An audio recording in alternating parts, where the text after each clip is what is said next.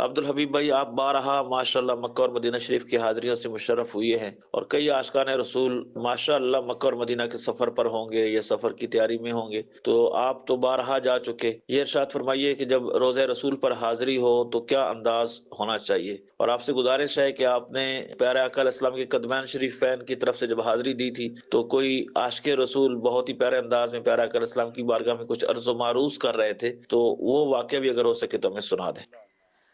ہائے ہائے ہائے، سچی بات تو یہ ہے کہ کہاں میں اور کہاں اس روضہ اقدس کا نظارہ،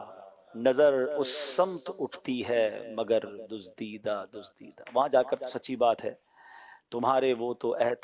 تو وہ احساں اور نافرمانیاں اپنی، ہمیں تو شرم سی آتی ہے تم کو منہ دکھانے سے، وہاں جا کر تو بندہ شرمسار ہو جاتا ہے، سوچتا ہے میں کدھر آ گیا ہوں، ہیں وہ مدینہ کہاں اور ہم کہاں۔ اللہ کرے کہ ندامت کے ساتھ، ذوق و شوق کے ساتھ باادب حاضری نصیب ہو جائے۔ میرے لیے سنیں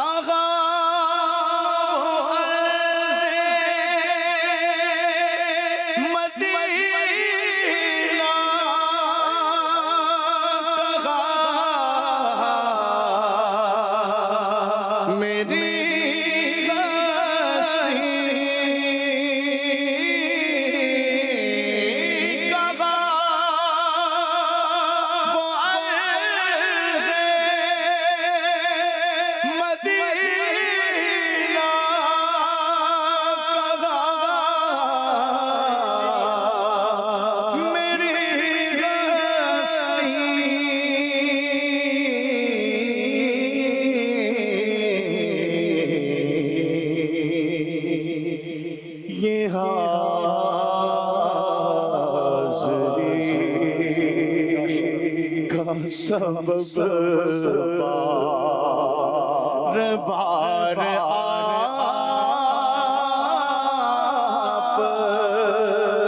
سے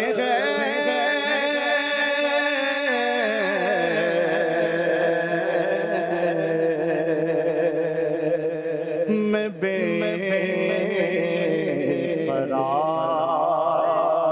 تر میرا قرار آپ سے۔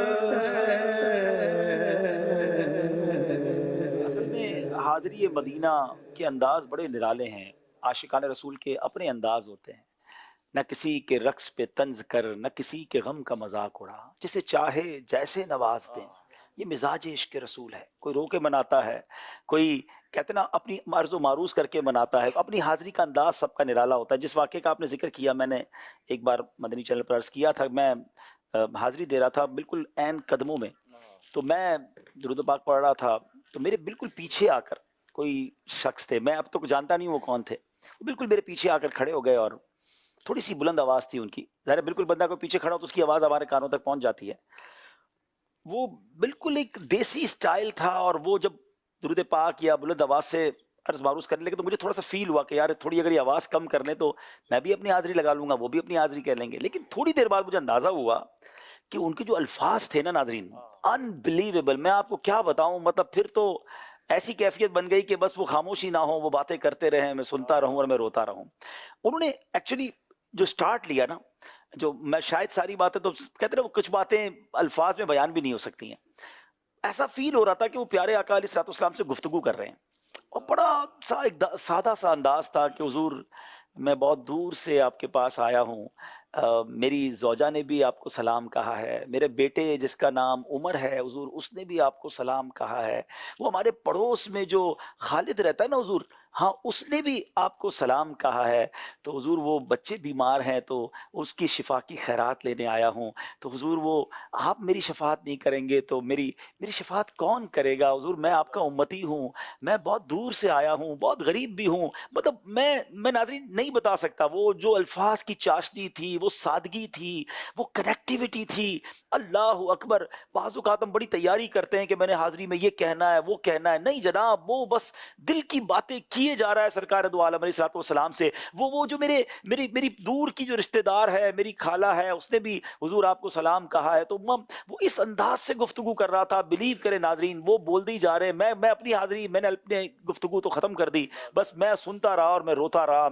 میں کہتا حضور جو یہ انداز ہے، یہ آپ کے ساتھ جو محبت کا انداز ہے، اس کے صدقے میری بھی حاضری قبول فرما لیں۔ اور پھر ہوا یہ کہ جب وہ حاضری میں بھی دیکھ کے فارغ ہو گیا، ان کی آواز بھی بند ہو گئی، تو میں تھوڑی دیر بعد مڑ کر دیکھا کہ میں ملاقات کروں گا، تو میرے پیچھے کوئی بھی نہیں تھا، وہ شاید جا چکے تھے، لیکن وہ یاد رہ گئی باتیں۔ میں یقین کریں کئی بار میں نے جا کر اس کی نقل کرنے کی کوشش کی کہ میں بھی بارگاہ رسالت میں جا کے کھڑے ہو کے اسی طرح کچھ عرض کرنے کی کوشش کروں کہ حضور میں بھی دور سے آیا ہوں،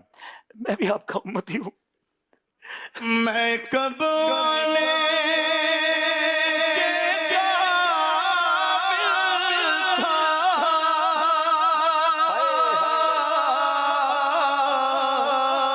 رحمت نے آیا تک پہنچایا، میں کب آنے کے قابل تھا، میں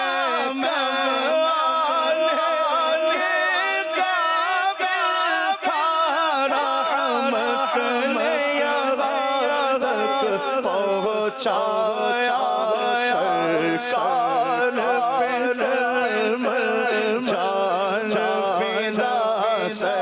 سرکار جان فدا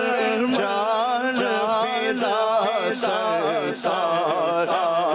توجہ فرمائے سرکار توجہ فرمائے۔ اللہ کرے کہ مقبول، با ذوق، با شوق حاضری نصیب ہو جائے، حاضری وہ اچھی جو آقا قبول فرما لیں، آقا کے دربار میں مقبول ہو جائے، ان کی بس ایک نگاہ پڑ جائے، نعت خواہ عرض کرے سرکار توجہ فرما، بس توجہ ہو جائے تو انشاءاللہ بیڑا پار ہو جائے گا۔ ہمارے ساتھ چونکہ مکہ مدینے کی باتیں ہو رہی ہیں، الحمدللہ حج کے قافلے بھی اب سنایا بننا شروع ہو گئے ہیں، حج کی پالیسیز بھی آنا شروع ہو گئی ہیں، دنیا بھر سے لوگ حج کی تیاریوں میں مصروف ہیں، خوش نصیب حج کی تیاری کر رہے ہیں، ہم اللہ سے دعا کرتے ہیں کہ اس سال کوئی ایسا سبب ہو جائے کہ ہمیں بھی حج کی سعادت نصیب ہو جائے۔